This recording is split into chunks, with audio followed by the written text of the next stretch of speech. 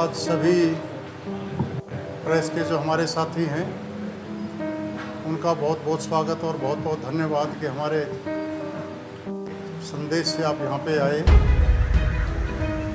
अब वो समय आ चुका है कि बीजेपी द्वारा संचालित जो एमसी है, म्यूनसिपल कॉरपोरेशन है, उनके जो हालात हैं वैसे तो सभी को विदित हैं, लेकिन अब समय आ चुका है कि उनके बारे आम जनता को, यहाँ के रेजिडेंट्स को और आप लोगों के मार्फत हम उनको संदेश दें, उनको जानू करवाएं। ये जो पार्टी है ये झूठ और जुमला पार्टी है।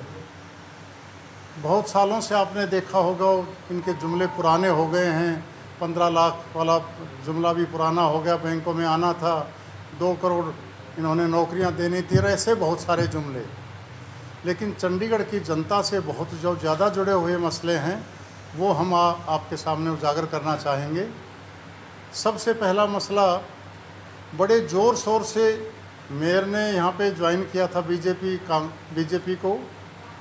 कांग्रेस के टिकट से वो जीती थी, उसके बाद उन्होंने दल बदल किया और प्रताड़ना और प्रलोभन ये सब दे करके और किसी तरह से वो मेयर बन गए। लेकिन मेयर बनने के बाद एक ही काम उन्होंने देखा कि लोकतांत्रिक जो व्यवस्था उसको किस तरह से ख़त्म किया जाए। और वो आपने देखा हमारी पिछली जो एमसी हाउस की मीटिंग थी उसमें मसला था कि चंडीगढ़ की सड़कों का जो बुरा हाल है, जो चंडीगढ़ को खड़ा गढ़ कहने लग गए, जो लोगों का चलना मुहाल है, कम से कम वो सुविधा तो जल्दी से पूरी की जाए। और उसमें उन्होंने एक नया पेच निकाला कि जी हम V3 रोड्स को कारपेटिंग करवाएंगे। उससे पहले कहा कि इतने करोड़ रुपया हमारी एडिशन जा रही हैं, गवर्नर साहब दे रहे हैं। फिर 280 करोड़ की बातें आई, उसके लिए मिठाइयाँ बांटी गई। लेकिन सारी चीज़ें देखा कि वो जनता को बहकाने के लिए, उनको मिसगाइड करने के लिए बोला गया था, जबकि वास्तविकता में कुछ भी नहीं था। आम आदमी पार्टी ने अब ये मुहिम शुरू की है। पिछले 4 दिन पहले हमने वार्ड नंबर 15 से ये मुहिम शुरू की थी, जहां लोग इनके सड़कों से, इनके गड्ढे वाली सड़कों से दुखी हैं। सबसे ज़्यादा दुख इस बात का है कि जो नुमाइंदे मेयर साहिबा को और बीजेपी के सेशन में ये बात उठाना चाहते थे कि जहाँ V3 की रोड्स की आप कारपेटिंग के लिए दे रहे हो एडमिनिस्ट्रेशन को, उसमें कुछ शर्तें होने चाहिए। और उन शर्तों से पहले तो आवश्यकता है V5, V6 रोड जो हैं उनको कारपेटिंग करने का, क्योंकि वो घरों के सामने से गुजरती हैं। चाहे वो आप सेक्टर्स में से लगा लीजिए, सारे शहर में से लगा लीजिए। और जो सबसे ज़्यादा उपेक्षा की गई, सबसे ज़्यादा पीछे छोड़ा गया, वो था गांव की सड़कें, वो था कॉलोनियों की सड़कें जहां आम आदमी रह रहा है। हमने कहना चाहा वहाँ पे कि आप V5, V6 रोड के भी साथ साथ कारपेटिंग देखिए। क्या बुरा हाल है, आप राम दरबार में देखिए, बापू धाम में देखिए, 15 सेक्टर की जो एरिया है, वार्ड का एरिया, उसमें देखिए, सब जगह चलना मुहाल हो गया है।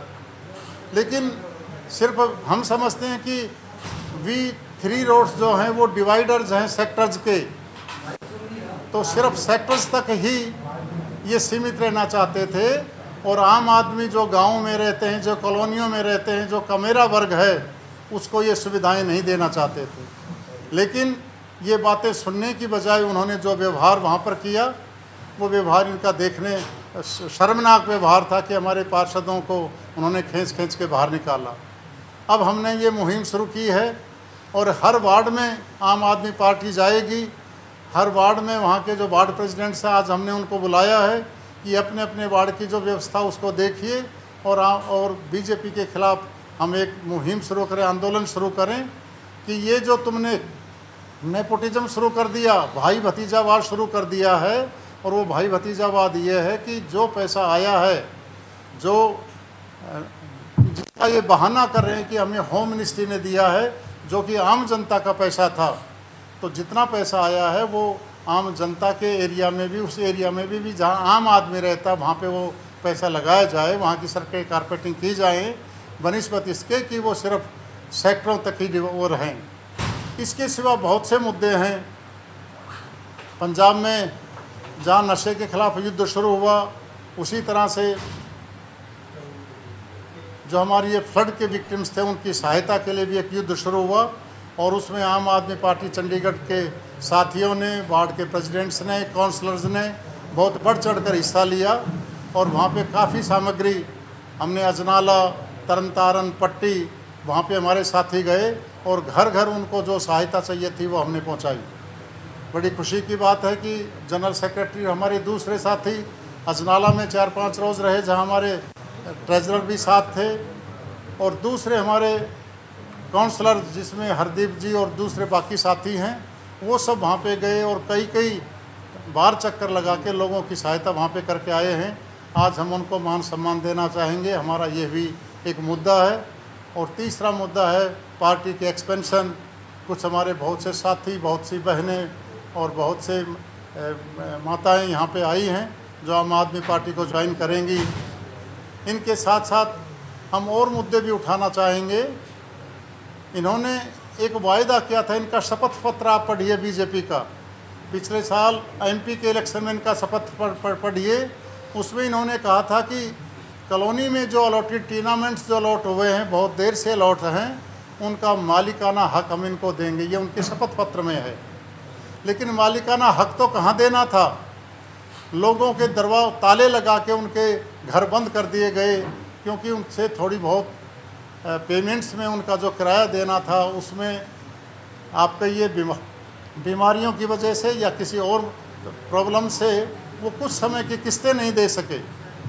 आम आदमी पार्टी ने एक मेमोरेंडम दिया गवर्नर साहब को भी, चीफ सेक्रेटरी को भी, कि इनको कुछ समय दिया जाए ताकि ये अपने घरों से इनको निकाला ना जाए, इनके घरों को सील ना किया जाए, रिज्यूम ना किया जाए। लेकिन उस पर कोई कार्रवाई नहीं हुई और लोगों के घर सील किए जा रहे हैं। इसके सिवा नए से नया ऐसा मसाला ये लेके आएंगे, कानून लेके आएंगे जिससे आम लोगों को तकलीफ़ में हो गई।